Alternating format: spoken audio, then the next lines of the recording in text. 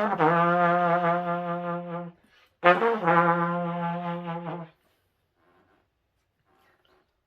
everybody, my name is Max, and today I'll be reviewing this really poor condition Conn Director Cornet. I'm pretty sure it's the Director Cornet, but it has a stamp on here, and I don't know if this is somebody's first name or whatever, but Mike Jones either designed this or he stamped it because it's his, but here's the proof that it's a Director Cornet.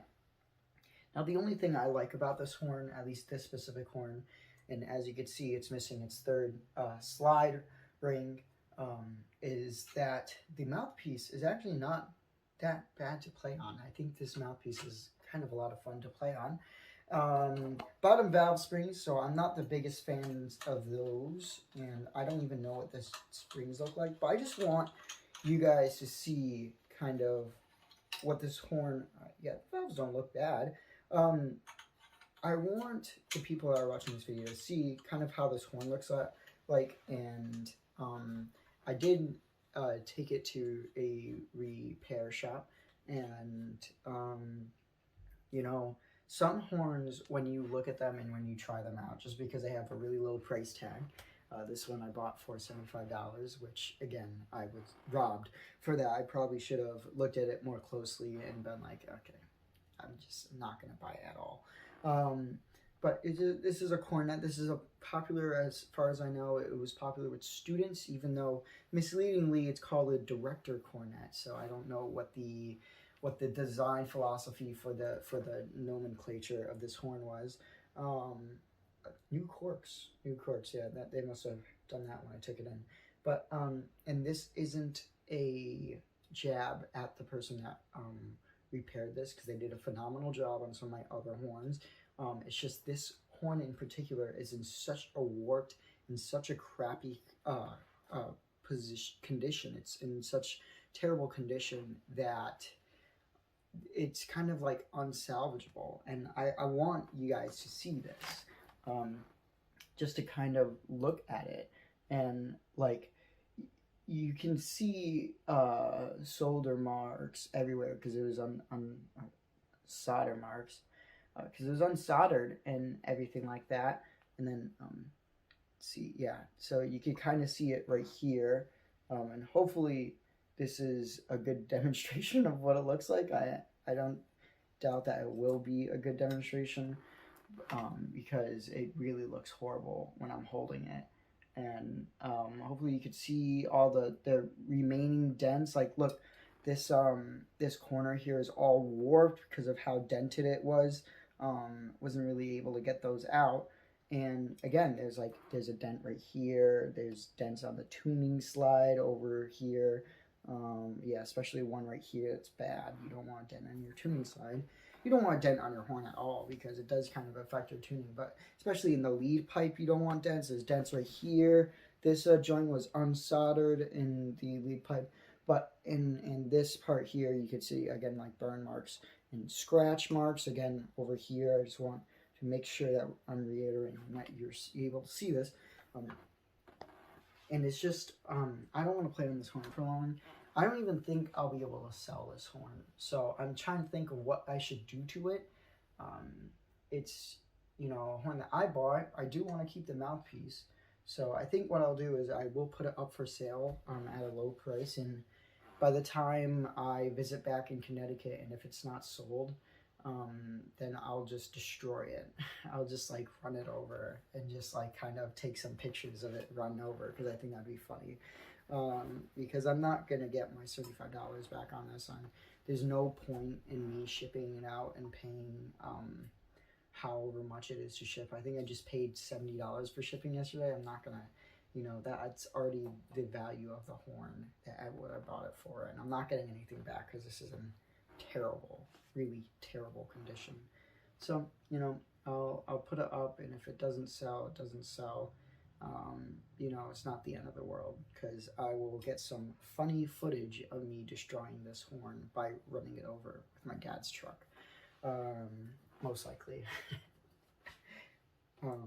But I just wanted to show you guys today on what kind of, again, what a really terrible condition a horn looks like, and something to just kind of look out for. Like, the valves are fine and everything. The tuning slide was frozen, I'm pretty sure. Or I may be mistaken. I don't think it was frozen. But, okay, yeah, here's another good example. Look at the tuning slide, the end of the tuning slide. It's all rotted out. This horn from the seller that I bought it from, they it had been sitting in storage, and it had been like a not fairly family heirloom, but they had it either for their kids or maybe one of the mother's siblings maybe played it or whatever. Maybe it was passed down to the family. I don't know how old this horn is. And I don't really care to look at how old the horn is, but again, it's in just terrible, really rough condition, and it's something that I probably should have thought more about buying. I think the thing for me and my rationale was I was already on the road. I was already, I already shopped for one. I picked up a Getson, which I'm going to be reviewing later, and they were just, I was just thinking like, yeah, whatever, I'll just pick it up. It's $75. It's whatever. But yeah, just when you're looking out for horns, if you're a horn collector and whatnot, I'm not necessarily a horn collector. I just kind of go over the top sometimes, and that's at my fault. But this is something, just like the quality of the horn, and like really thinking like, okay, how much am I buying this for? How much am I gonna have to put into it to make it, look good and sellable, and then put playability. Like, is it playable in its current condition? And I think it's good to be affirmative, or not affirmative, but assertive on your price, especially if something's wrong with it and something in the repair. I will recall back to my Olds Ambassador review. When I bought that horn, the tuning slide was frozen, and they were selling it for $385. I got it for $360, but I really should have been more assertive with the price. Like, hey, I'm gonna have to, take this to a repair shop or do the repairs myself. This is gonna be a significant amount of time, and since it's not in a playable status, you have no right to sell this horn for, for a price that would be of this playable horn caliber, and something as vital as that tuning slide is, that ruins the playability of the horn if it's frozen. So that is something, don't be afraid to put your foot down on that. And if something's all wishy-washy with the horn sale, just do it. If the seller is going to be stubborn, the seller's going to be stubborn. They're going to lose out on their money, or some other fool is going to buy that.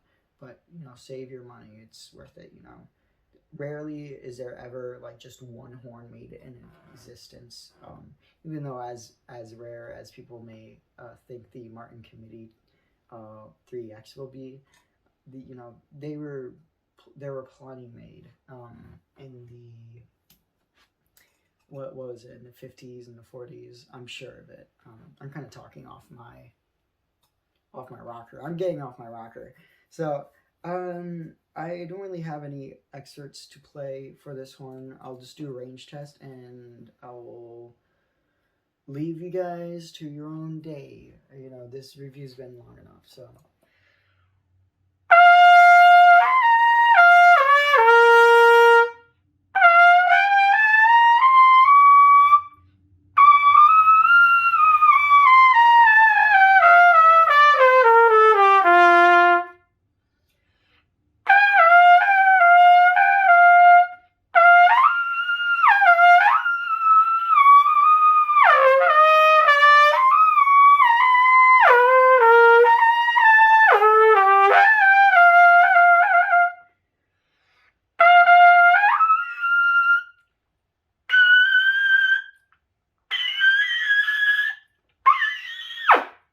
Yeah, I don't really got the double C or anything above that, but I'm just gonna leave it at that. This horn isn't that good, and I wouldn't be on the lookout for that.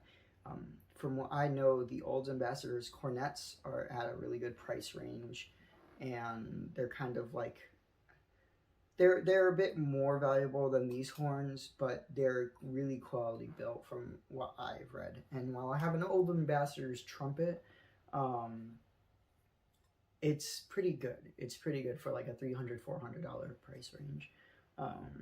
And this, I wouldn't buy any other. I wouldn't buy a horn less than $200. I'm just gonna say, or at least valued at less than $200. You see these things sold, and they're probably around like 200, 150 to 200. So there's no point in buying it unless you're gonna put significant playing into it. And me, I am not going to, because I already have my own cornet. It's a Besson, and it's a really nicely built cornet. But yeah, with that, I wish you all to have a great day, and this has been a review and a critique on the Conn director, at least this specific Conn director.